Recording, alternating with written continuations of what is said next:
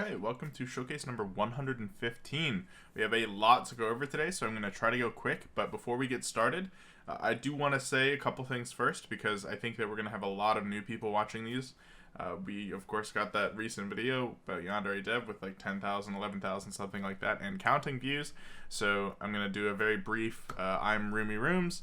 If you're watching this video and aren't sure what you're looking at, this is Verdict. It's a role-playing game, and that's a strict role-playing there, so it's the most literal definition of RPG. What that means is that you RP in the game to gain points, which would be the equivalent of like killing mobs for experience. And if you're curious or want to see more, I'm going to link my Twitter in the description below. Without further ado though, we're going to go ahead and try to get stuff done, because we have a list of literally 10 to 15 different things that have been going on recently, and I want to get through as much of it as I can today, obviously not wanting to disappoint. So I hope you enjoy, and again, Twitter down below. If you have any other questions, feel free to message me or leave a comment or DM me on Discord. I don't mind. Whatever the case, let's get started. Okay, so we're going to talk a little bit first about map assets. Last week we talked a little bit about trees and how the current ones we had, or the prior ones we had I suppose, were too small for our new base, and that was absolutely true. And while they're fine for saplings, they just really weren't up to par for like a forest or like a grand forest. So I went ahead and got some new trees done, and you can see they're much larger. I think they're actually nearly double the size of our prior trees. And I think that we could still have some larger ones still, but these are fantastic for making up the bulk of the forest, like I said. And we also got some dead versions to throw in there as debris, along with a bush and some tree stumps. This isn't the finished version of the trees and the other debris that you throw into a forest, but it's definitely getting there and approaching finished quality, which I really enjoy. And we also got two sets of fences, so we have a wooden fence and a hedge fence to match our current marble fence, and that helps fluff up that area of tile sets, I think.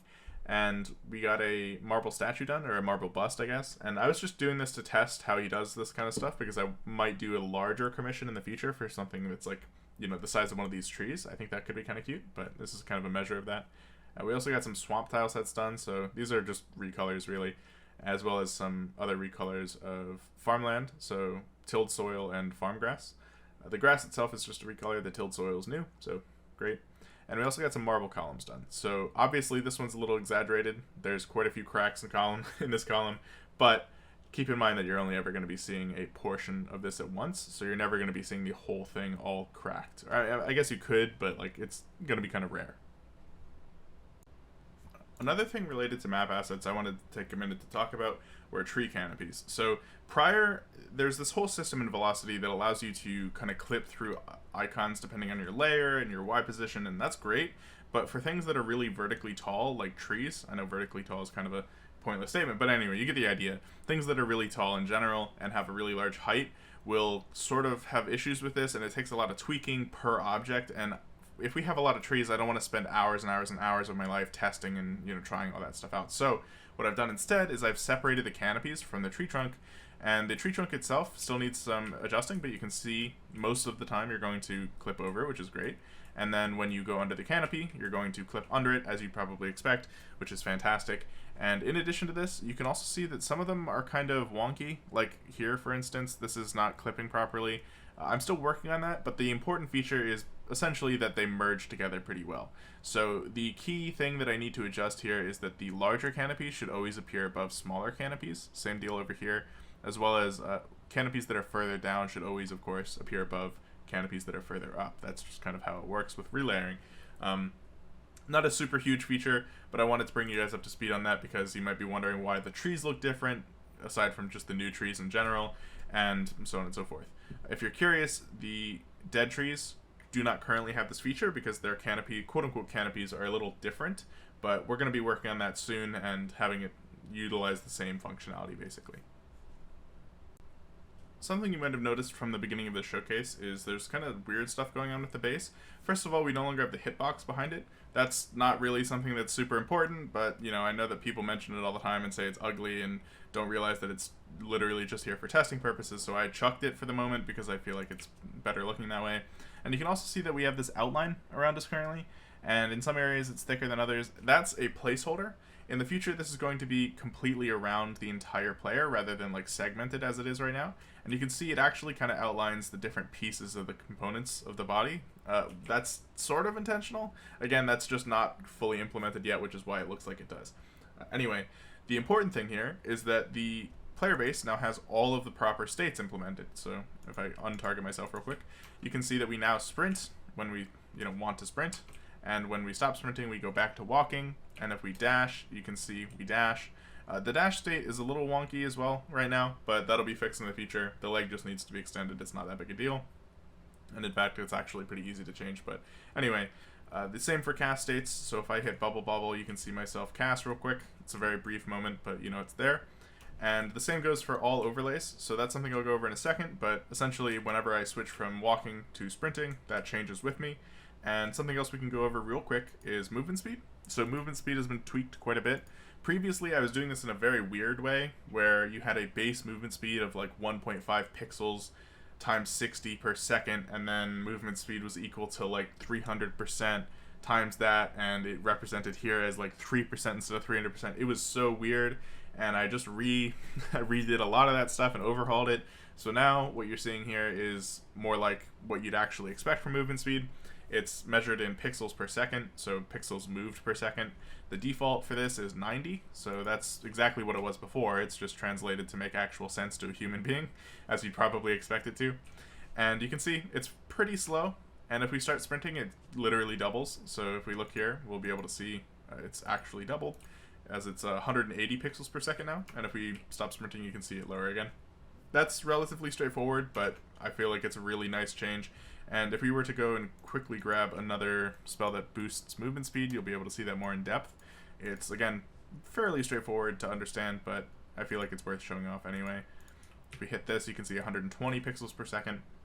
Right now this is very low, as in the bonus is very low, and I'm probably going to end up changing that in the future, but also that was a slow if you're curious. But anyway, that'll probably be changed in the future and modified and so on and so forth. It's kind of a balance thing, but for the moment it's a great proof of concept, and we can continue spamming it all we want. Again, when it drops back down, it's going to drop back down by like 100 something, or yeah, 80, because it goes from being a speed boost to an actual slow, which is just how that spell works. So again, pretty self-explanatory, but that's sort of also the good part of that, because if it wasn't self-explanatory, it'd be like how it was before, which is pretty terrible. And that's about it. Also, another small thing is that you can no longer walk backwards, so it clamps itself at 0. So the lowest you can ever move is 0 pixels per second, and I'm probably going to change that so it's more like 10 pixels per second, so you can still, whatever. The other thing that I want to mention related to movement speed is a little bit more complicated, but still worth, a mention, is previously when you were moving quickly, or rather when you were sprinting, it would set your icon to the sprinting state, right? And when you were walking, it would do vice versa. It would set it back to the walking state. Now, this is more dynamic. So, for instance, if you were to hit a heavy slow on myself while I was sprinting, and I was to go, let's say back to a base of 90, right? Let's go back here. If I hit 90 again, so aka walking speed, it would actually alter my icon to represent that. So this is no longer tied to the shift button, because I feel like that's kind of stupid. Instead, it actually represents your speed. So again, this is not a super important thing, but like if I was in my sprinting state and I was moving 10 pixels per second, it would look really weird and like I was like lagging out and glitching, because I would just be running in place and basically not even move anywhere. So that's a very small thing, but I feel like it adds quite a bit, because heavy slows and everything will actually be represented visually by the base when you're hit with them. So without further ado, I think that we're ready to move on to the main attraction of this showcase, which is weapons and overlays and a bunch of other stuff related. So finally today we're going to take a little bit to talk about weapons and equipment in general. Last showcase I talked a little bit about equipment overlays and how that works, so you can drag them onto yourself, and what I showed off specifically last time was this very basic system where, obviously it's offset, blah blah blah. It looks bad because this is what it used to look like for our prior base, and that was the whole plan with it, but it obviously didn't really work out. So anyway, that's not really important. What's really important is the new system for this, and you're going to notice some very ugly sprites in here, and I'll explain that in a second. I forgot I can't drag it out of the inventory, I apologize. That's a feature that'll be coming next week. But anyway, the reason they look all janky and screwy is because in order to fit them into these inventory slots, I have to kind of scale them down. So I'm not sure if I'm going to handle this the same way, because obviously even when I scale the spear down, it's still clipping out of the box. I might just have it like use the box as an alpha mask or something. I'm not entirely sure, but just know for right now it's a temporary fix, and also know that when you select it, it's still the full-sized icon, so I'll probably have to recenter that as well. We'll see. It's not too complicated, but it's a work in progress, you know? Anyway, the important thing here is not that. I mean, that's a relatively important thing, but the actual thing of note here is that these weapons have been imported. And I would like to take a moment before I show you the overlays and everything, despite the fact that they're very nice, to say that I have imported 36 weapons over the past, I would say, 12 hours, and that would probably amount to about 6 to 8 hours of those 12 hours, because not only do I need to import, or did I need to import 36 weapons, I needed to import 2 versions of 36 weapons.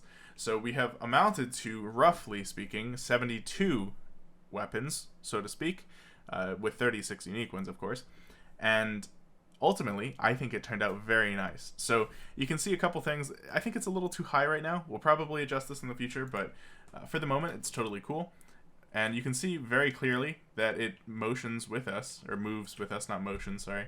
And if we move up, you can see it tracks our body. If we move down, it tracks our body. You can see it kind of flashes a little bit on the top. That's actually not something with the animation. I think that that's something with my renderer, or rather my camera. Because if you look at the actual pixelated animation in the GIF file I'm using to source from, the flashing isn't there. So I think it is to do with the velocity camera, which I'll talk to Vic about. But whatever the case, for the moment, it's a great proof of concept. And same deal as before, if I start running, you can see it starts running with me, quote unquote. And if I run up, you can see it tracks my body and tracks my body south as well. Again, the flashing is a little annoying, but whatever. That's really cool. That is super, super, super, super cool, because in order to do that, granted it took me several hours to do that for 36 weapons, but that was mainly because I was setting up all of this stuff to get the infrastructure ready, and as well as the fact that I had to do 36 of them at once, and I took multiple breaks, of course. But anyway, to get one weapon in the game, it probably takes 3 to 4 minutes. Less even, actually. It's probably more like 2 minutes, which is insane. If you're curious about what you need for a actual weapon, I can go in here real quick and show you. So if you were to say want to make a spear, you need this icon here, and then you need this icon. And I can show you what that looks like if we just drag this in here. Hopefully I hit the right thing. There we go. Drag it in again. So just tracks to our body, and it's just that simple. You can see it tracks, and we can run with it, and it tracks our body. And again, this is not hand animated quality. I don't think that we can ever hope to get that, because it would be literally hundreds of thousands of dollars for this number of weapons and unique states and everything. But for it to only require this icon and this icon, I mean, really, this is only one icon, because this icon is just a clipped version of the other. That's insane. That's actually crazy. And I cannot thank Spine enough for allowing this to happen, because that is genuinely insane. I'm actually ecstatic about that. You can see some still artifacts, and again, I assure you that these are not with the animations themselves. Spine is actually doing a remarkably good job with these sprites, because they're so elongated and relatively artificial, you know? They don't have any, like, eyes and stuff that have to be tracked. Isn't the case with the base. Obviously, if a weapon had an eye, it would be able to move it properly, of course. It's just that when you have a human head there, sometimes it looks a little weird, because it's, you know, you expect an eye to be here, but it's there, or whatever. Anyway, Spine is doing a great job with it. I think that the renderer is just having some issues. You can see it over here, too, with this sword. This sword is perfectly straight, but it appears kind of jagged in certain places when we're standing in different spots, which is, again, not something with the sprite itself. It's just something with velocity for whatever reason. So I'll have to talk to Vic about that and have it worked out. But anyway, just really cool. This sprite does not currently have a running state, but anyway, you get the idea, right? And I think it's super, super cool. The fact, again, that this takes only one sprite, we can look at the rest of these. I currently do not have all of these implemented just yet, but in the future I will, probably within the next day or so. The actual bulk of this work was already done. I just have to drag and drop it into velocity. Anyway, the fact that you just need one icon and maybe an adjusted icon like this for an entirely animated in-game weapon sprite is insane. And I just wanted to communicate, excuse me, I just wanted to communicate that to you guys, because this basically opens up 100 million avenues and opportunities in the future for, making weapons a patron reward and not having to stress about that, and generally speaking, just making the whole process a million times easier. So again, super, super happy about that. I'm really proud of it, and I'm really happy I got to show it off to you guys. I look forward to having all of the weapons in, which should be by next week or so. Alright, so once again, we're at the end of the showcase. One last thing, I want to show you guys this icon here. I haven't posted it anywhere else except Velocity Chat so far. It's one of Howl's mock-ups. It's not done yet, but this is basically what we can expect from outfits, and let me tell you, I'm super excited. I know it might be a little bit too cartoony for people, but I'm genuinely a really big fan. I think it looks great, and I'm really excited to see what else we can get out of Howl in the future. If you're curious why this takes so long, it's because currently there are some issues with Howl and the coronavirus, which I totally understand. It's not a situation that you can push someone in. So again, I apologize for the delay on that, but there's no way I can force him to work faster than is safe for him and his family and everything, as well as classes and everything else that's going on for him. So again, I'm going to do my best to get clothing done. I think that I'll probably end up using an alternative source of outfits for the moment, and inevitably just replace them as time goes on and once Howl's back on schedule and back ready with everything, and that should work fine. But for the moment, I just wanted to give you guys this teaser of what we can expect in the future, preferably soon, hopefully soon, from Howl and his amazing work with that. So again, I hope you guys enjoyed watching. I had a bunch of stuff that I couldn't go over today because I just don't have enough time in a single showcase. There's so much stuff to show off, and it's just difficult to. But next showcase, we'll have another 20 minutes to go over stuff with, so that'll be fine, and that'll cover everything I missed today, assuming we don't pile on a million more features. Hopefully we do, but hopefully we don't too. Whatever the case, I hope you guys enjoyed watching. If you recently subscribed, or if you recently found me because of that Yandere dev video, again, this game is very unique, and I'm not saying that to, JO. I'm saying that because I think that most people probably won't enjoy it. It's extremely niche. But if you do think you'd enjoy it, feel free, again, to comment, ask questions, DM me anywhere, or look at my Twitter to research stuff. Whatever the case, feel free to learn more about it if you're curious about the roleplay elements and everything else. Otherwise, if you're not interested, no hard feelings. I hope you enjoyed your stay, and I hope everyone else looks forward to the showcase next week. We're closing in on a beta, and I'm really excited about that fact. Have a great day, and have a great week.